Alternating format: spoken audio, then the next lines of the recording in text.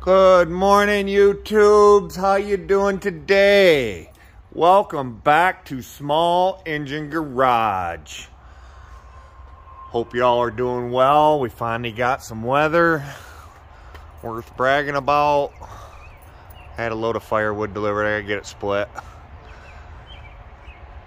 Nice day out. Right now it's about 55 degrees. Sunny. This morning I took a 2-hour round trip and picked up my aunt's tractor, my aunt and uncle's tractor. They unfortunately took it to a dealership. I'm not even sure what's wrong with it yet. I really haven't talked in depth, but this is the way I picked it up from the dealership, with the dash all unbolted. There's a whole bunch of parts in the back of my truck. There's a whole pile of parts down there. Side panels, all this stuff right in here. I'm not sure why they tore it all apart. They wanted, I did talk to my aunt enough, they wanted $1,000 to fix it, and obviously this old tractor probably ain't worth that. It is a 325, even though the hood says GX 335, it is a 325. This was my tractor. I gave it to them. Gosh, it's probably been about almost exactly a year now. They needed something. It's my dad's sister and brother-in-law. So we'll get it in. I just wanted to kind of show you the condition that they were going to deliver this back to my elderly aunt and uncle's place like this, with a pile of parts on top and a bag of bolts. There's a bag of bolts they shove. It's been out in the weather, so the bolts are even rusty. I don't know. I mean, I know time is money, and I understand you got to take it apart to diagnose it, but to deliver it back to an elderly couple or anybody, I don't know. I don't think I would do that. Not with that dash all unbolted. This is all unbolted. There ain't nothing holding that on right now. So we'll get it unloaded and we'll see what's going on. I'll probably have to give my aunt a quick call. I assume it's a no start issue of some sort, but I am not sure why it is all tore apart. The voltage regulators in the truck. I'm assuming some kind of electrical. So I'll get it unloaded and bring you guys all back. Okay guys, welcome back. Here we are, the 325 of my aunts and uncles. I was at a dealership. Granted, they went completely through this machine, so they say, as far as whatever it needs, and wrote an estimate. It was over $1,000. I don't know if I said that earlier or not. Why my aunt didn't call me is a whole nother story.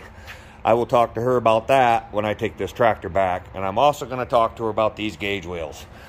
John Deere does not run gauge wheels on the ground.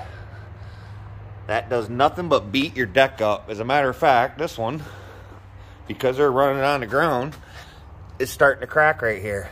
That's all cracked out. And it's just going to break that wheel off. It's already been welded up here from somebody running it on the ground.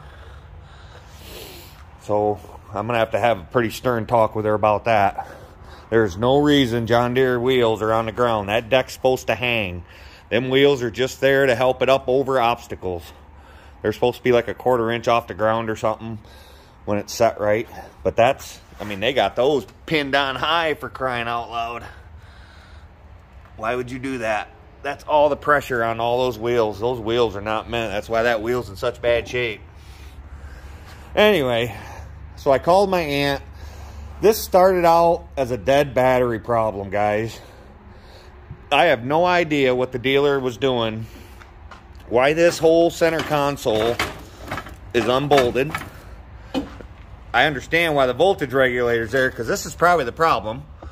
That's your voltage regulator wires. I'm sure that's the problem. Plus there's a broken wire right behind there. But I'm not sure why that's all unbolted like that. I've changed them regulators on these tractors without pulling that console. It's definitely doable. Plus there's an awful lot of, there's a whole thing of bolts in there. I'm not sure where all that goes. So what I'm going to do is I'm going to go out to my yard. I'll get a pigtail. I'll find a good end for a voltage regulator. All Kawasaki's are the same. John Deere, anything Kawasaki, John Deere has that same plug-in. So I'll just find a good one. Best I got is butt connect it and heat shrink it back together. That's the best I can offer. And I'll probably just go ahead and grab another regulator, because chances are that one's burnt on the inside too. So I'm going to go ahead and get that done, guys. And then I'll bring you all back and show you. Alright guys, welcome back. All I did was just put your basic generic butt connector on that wire, and then I just put some heat shrink on it that I had. It'll do. And then I'm gonna wrap it with electrical tape just for another layer of protection. If I can find the end of it here.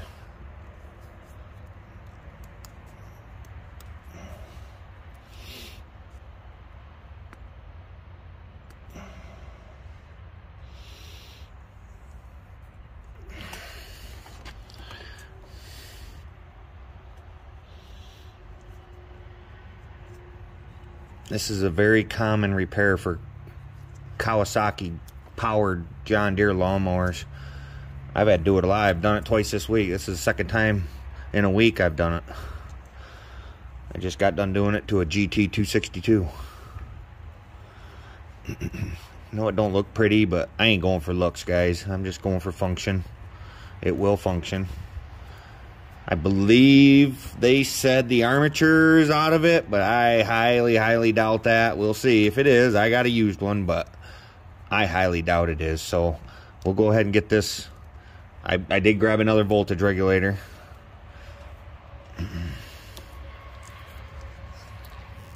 we'll go ahead and get the battery put in. I'm going to put some dielectric grease in this connection. Yeah, I might as well put it in here, I guess. Pretty generous amount. You want to, it kind of keeps the moisture out.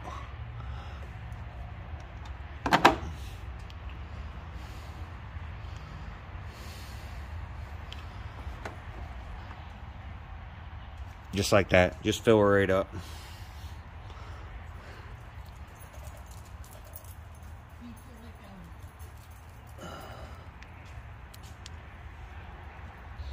Alright, all greased up. Let's go get the battery.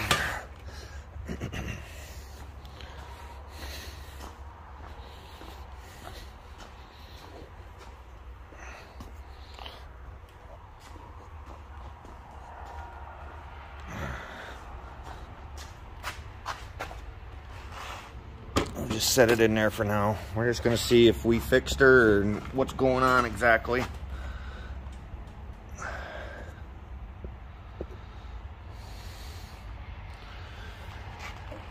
Hang on, I'll be right back.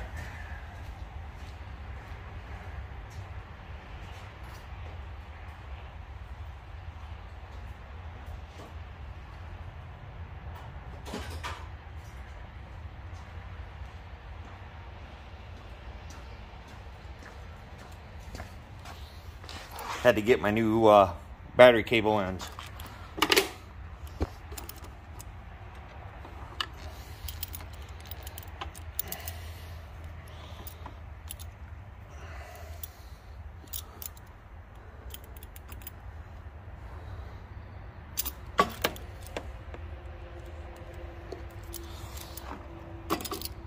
We'll get on there.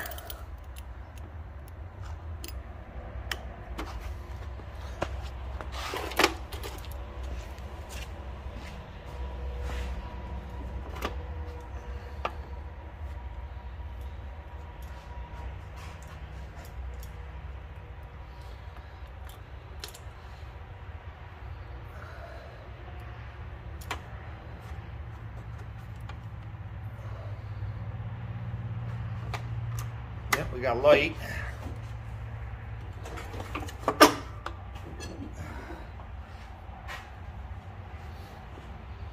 Another thing I noticed, I assume they were testing the armature. I don't know. I have no idea, but they have the armature unplugged over here. This is where your armature comes in into your wiring harness, so that's unplugged. So we definitely obviously got to plug that back in. If I can. I got a gimped up hand. Trying to work one-handed.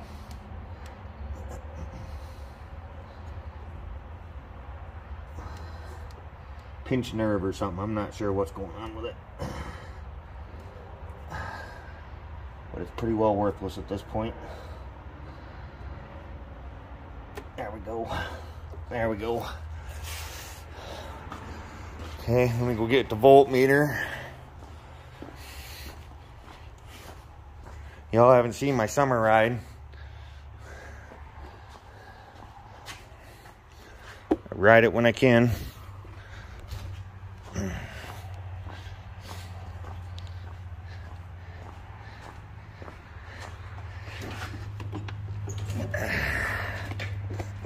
Alright, let's put the volts on there. See what the V's got to tell us.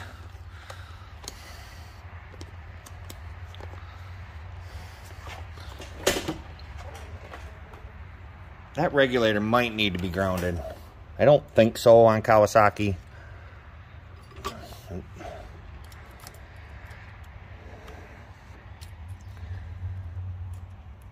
Oh, get in there.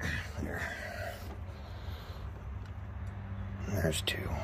Okay, we are showing 12.44 volts. I don't even know if this thing will start, guys.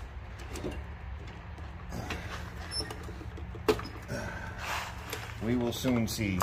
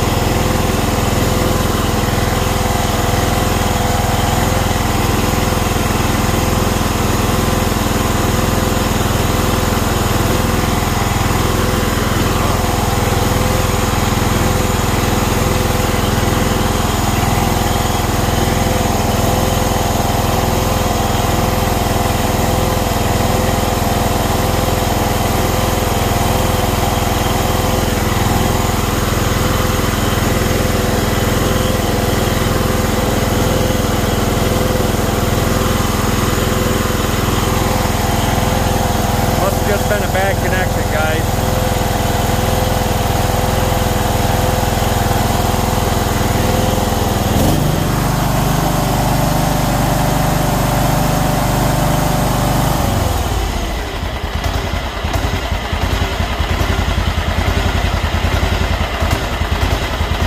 Even at an idle, we're 277. Just off idle.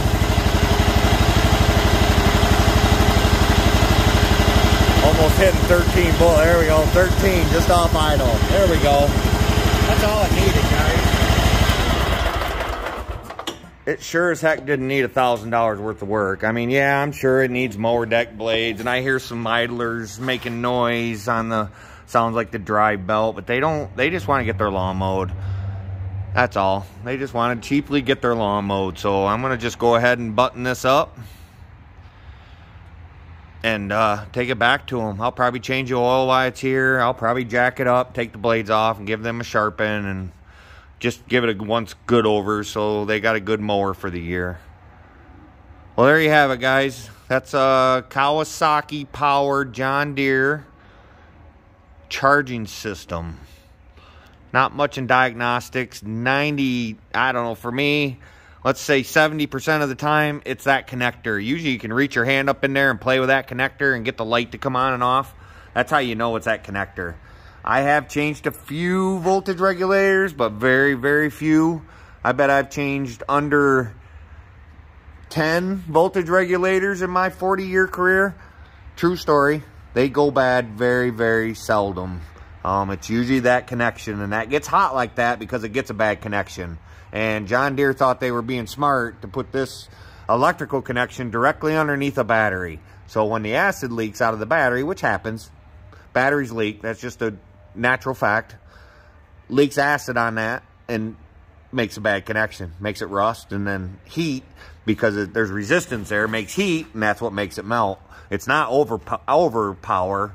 It's the power can't get through the connector, so that power gets stopped up. That power makes heat, and that heat melts stuff, and that's all that happened to this. So I gotta go ahead and figure out how to put this dash back together. I've never had one apart. Can't be hard. I see there's a bag of bolts there. There's more bolts than I can see needing. I'm not sure where they all come from, so I got a little bit of work ahead of me. Just buttoning it back up. Probably even give it a bath.